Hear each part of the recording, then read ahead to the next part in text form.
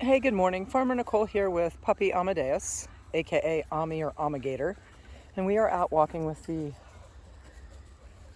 two other Maremmas and him. It's really super foggy this morning here at Circle C Farm in Florida, and I thought I would show you some more video for training time, or if you've ever ridden horses, seat time with Amadeus. He is out here learning the ropes. He has full access to all of our livestock. I know there's a lot of people that do things differently. Again, we happen to have the two older dogs and the one much more mature dog. And so he's got a lot of good, experienced help or support around him. Now, that doesn't mean we take our eyes off of him, and it doesn't mean that we aren't aware of where he is. He is supervised when he's completely loose with them. He's still adjusting with the chickens, and he is adjusting with the sheep. And so it's just familiarization and having him just be out here and exposed to everything. He's going to get lost in the fog. But I wanted to share with you because I know there's a lot of people that are really concerned about their dogs chasing the chickens and things like that. So it's really about, for me, my experience has been, it's been about modeling for them. Also having the other dogs walk through the chickens and not give a hoot, literally, of what those chickens are doing. But one of the other things I wanted to point out is some people have said that they found, and this is through social media and questions I get and comments and things like that, they said that they're concerned because they think that their puppy has killed a chicken. Well, sometimes they haven't killed the chicken, they're just picking up the carcass.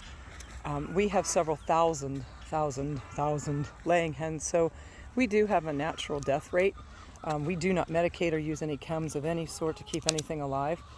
So on occasion, as you can see, he will find wings or maybe a whole chicken or a half chicken or something that's we got was missed when we were picking stuff up. So we've got it around because that's just the nature of poultry. But I really wanted to share the fact that a lot of times when he's running through the chickens, he doesn't care about the chickens himself. He's actually looking for stuff like this to chew on.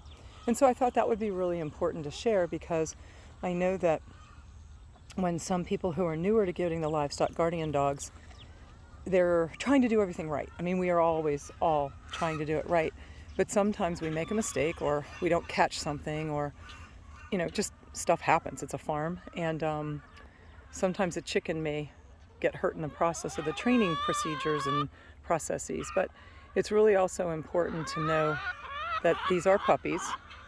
They are not going to have a real solid understanding until they're probably closer to 2 years old. And that's just normal developmental stages. I have found with my reading and with the different breeds, it's pretty consistent in the livestock guardian world.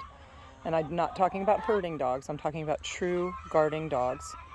And I just wanted to share that that's one of the things that I have learned and I see here at the farm, here at Circle C Farm.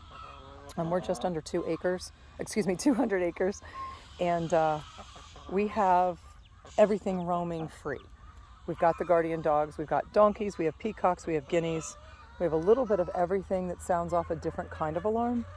But it's just important to share because a lot of times this whole LGD, livestock guardian dog puppy thing, becomes an enigma and people are really trying to figure it out. And in trying to figure it out, we're trying to figure out what's right and wrong. And as much as there's right and wrong ways of doing it, there's also understanding your puppy, your environment, reading as much as you possibly can, going through a lot of the social media Facebook groups and some of the other groups. I think you'll get a lot of information. I would encourage you to read. Oh! So he just pushed that chicken on, went toward it, but he didn't necessarily, his intention wasn't to eat it. It was just more to move it out of the way and to, I guess, just see what the response was going to be if he walked up to it. With these dogs, they're highly intelligent. Modeling for them is absolutely critical, both human and other guardian dogs. But if you don't have another guardian dog, then go ahead and read as much as you can. Know that they're puppies first. They will be puppies for quite a while. And then from there, they're going to take tips from you. Just be consistent. There's different people use different words. Some people are using clicker training. Some people use sounds. Some people use whistles. We use a combination of things that work for us here. And that's what I wanted to share this morning is This is a learning process for them and us. Do as much homework as you can before you get them. I see a lot of posts on some of the Facebook guardian dog groups saying that, oh, we've just gotten a puppy, what do we need to know? So I'm going to recommend and suggest that before you get the puppy, that you do your homework. Make sure you're getting the right breed, the right match for your environment. Make sure that your fences are strong. Make sure that you have all of that good stuff in play. And then, as you're learning all those things, as you're reading as much on the groups and you're reading through the feed answers, be judicious as you're reading those, because you're going to get different levels of experience. Up, up, Ammie, up.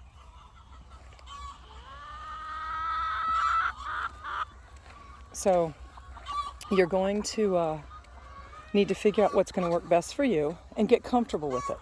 Get comfortable with it before that puppy shows up. And some of you may or may not be familiar with the concepts of modeling or practicing type thing.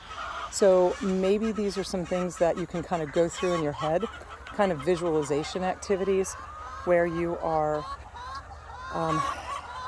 thinking about, if the dog was here and this is what they were doing, what would I do? Would that work? Would it not work? Why? And go back to the feeds, go back. There's a lot of really great experienced individuals out there in the livestock guardian dog world. And read their answers, read their suggestions, read their tips and tricks guides, because there's a wealth of information. And this way, pretty much every question that's been running through your head is probably going to be somewhere on one of these groups or in the files of some of these wonderful people that have been doing this for a really long time. So for what it's worth, that is my 2 cents as I am walking around here with my thousands of laying hens and